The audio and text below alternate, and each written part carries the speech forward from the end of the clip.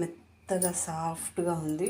దీనికి ఎర్ర కందిపప్పు, పెసరపప్పు వేసి సాంబార్ చేశాను. చాలా టేస్టీ. ఇలా వేసుకొని ఇడ్లీ తింటే,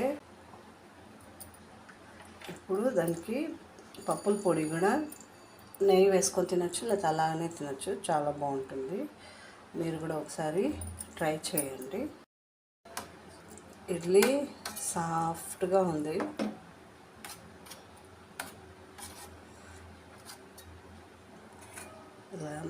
మీరు కూడా ఎలా సాంబార్ చేసుకోండి. సాంబార్ ఎలా చేయాలో నేను వీడియోలో పెడతాను.